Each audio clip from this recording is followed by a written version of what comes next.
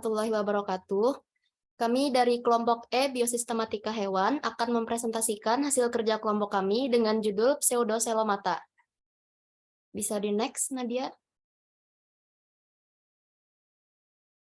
Adapun anggota kelompok E terdiri dari saya sendiri Maidania, yang kedua Nadia Syafira Putri Yasmin Murpratiwi, yang ketiga Ramadhani Retna Wulansari, yang keempat Ridawati, dan yang terakhir Risna Widayanti. Next. Pseudocelomata, yaitu hewan yang memiliki rongga atau koelom. Hewan semacam ini mempunyai rongga tubuh semu. Rongga tersebut berisi cairan yang memisahkan alat pencernaan dengan lapisan mesoderm dan ektoderm. Contohnya yaitu nematoda atau cacing gilik dan rotifera. Hewan triploblastik adalah hewan yang tubuhnya memiliki 3 lapisan, yaitu lapisan paling luar atau ektoderm, lapisan tengah mesoderm, dan lapisan dalam endoderm. Next. Selanjutnya akan dibacakan oleh teman saya.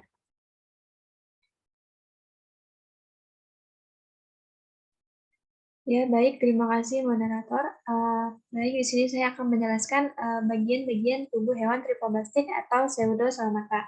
Nah, jadi pseudocelomata atau hewan triploblastik memiliki 3 lapisan, yaitu ada ektoderm, ada mesoderm, dan ada endoderm.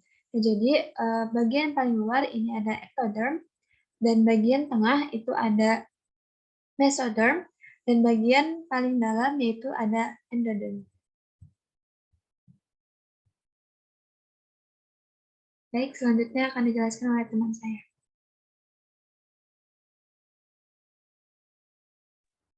Baik, terima kasih. Jadi, filum Pseudocelomata, yaitu nematoda, termasuk dalam filum Pseudocelomata. Selain daripada nematoda, ada pula rotifera, gastroricha, acanthocephala, entoprocta, kinorrhincha, juga merupakan filum dari Pseudocelomata.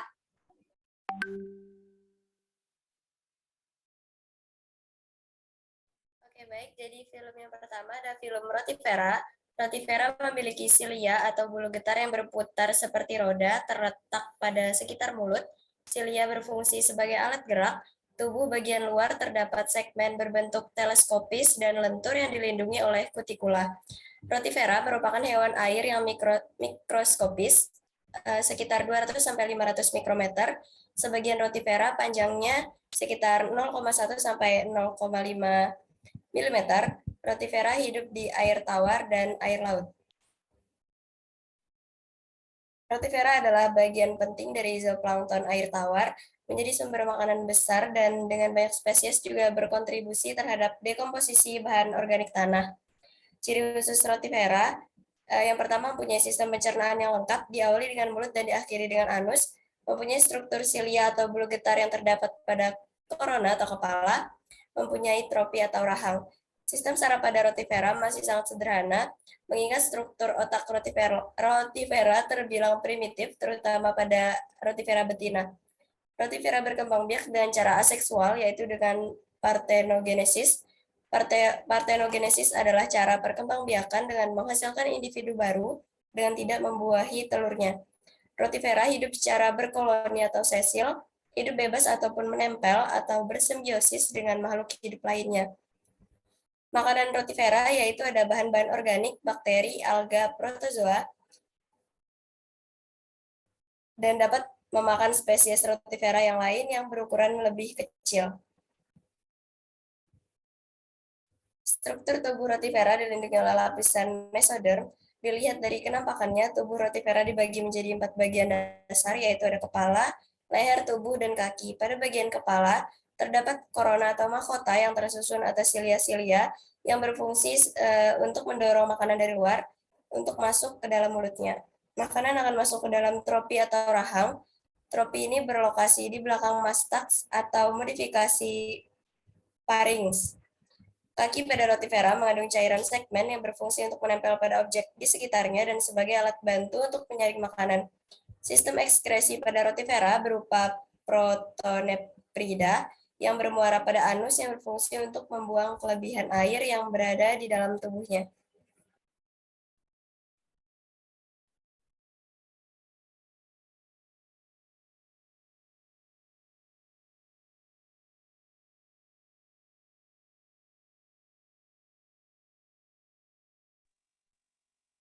Ya baik, selanjutnya yaitu ada filum Gastrorica.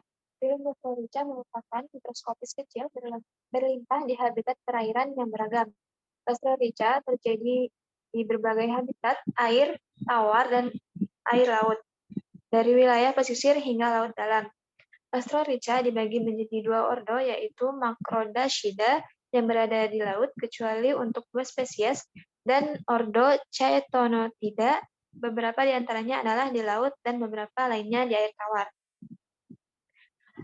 Ciri-ciri dari film Gastrorica itu sebagian besar bentik dan hidup di dalam perifiton, lapisan organisme kecil, detritus yang ditemukan di dasar laut dan dasar badan air, kemudian memiliki tubuh yang sederhana, yaitu daerah kepala, yang dilengkapi dengan otak dan organ indera, memiliki pencernaan dengan usus sederhana, serta organ reproduksi.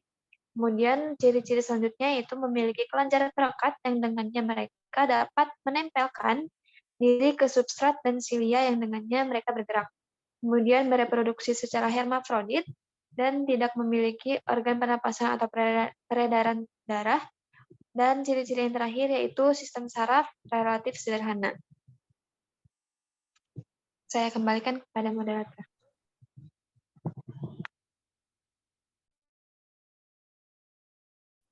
Baik, terima Baik, kasih. selanjutnya adalah film Acanthocephala. Film Acanthocephala merupakan jenis cacing parasit yang terdapat di usus ikan, amfibi, burung, dan mamalia. Acanthocephala berasal dari bahasa Yunani, yaitu akanthos berarti duri dan akapele berarti kepala, adalah cacing yang memiliki duri di kepala. Siklus hidup Acanthocephala sangat kompleks dan merupakan cacing parasit. Selanjutnya, ciri-ciri atau karakteristik dari Acanthocephala. Yang pertama, tidak memiliki mulut. Yang kedua, tidak mempunyai sistem pencernaan. Yang ketiga, mempunyai duri di kepala atau proboscis, merupakan senjata yang terbentuk seperti mata kail. Yang keempat, memiliki bentuk tubuh bilateral simetris. Yang kelima, memiliki ciri bentuk tubuh luar, yaitu proboscis, leher, dan trunk. Yang keenam, rongga tubuh atau selom dilapisi oleh mesoderm. Yang ketujuh, tidak memiliki organ peredaran darah dan pernapasan. Dan yang terakhir, bentuk tubuh silinder, agak pipih, dan mempunyai proboscis. Cara makan dan bertahan hidup cacing ini mengambil nutrisi inangnya secara langsung melalui permukaan kulit mereka. Acanthocephala termasuk ke dalam kingdom Animalia dan dikenal sebagai cacing parasit yang memiliki duri. Alat tersebut berguna sebagai pengait menusuk usus inangnya. Alat ini seperti belalai yang terdapat cincin kait berduri tersusun secara horizontal, berguna untuk menempel ke jaringan inangnya. Selain dapat menempel, juga sebagai alat untuk menusuk atau menembus dinding usus inangnya. Ciri khusus dari Acanthocephala memiliki proboscis di bagian anterior yang merupakan pengait untuk menempelkan dirinya pada bagian dinding mukosa usus dari hospes. Karena cacing ini tidak memiliki saluran pencernaan. Acanthocephala menyerap semua nutrisi melalui dinding tubuh mereka. Selanjutnya.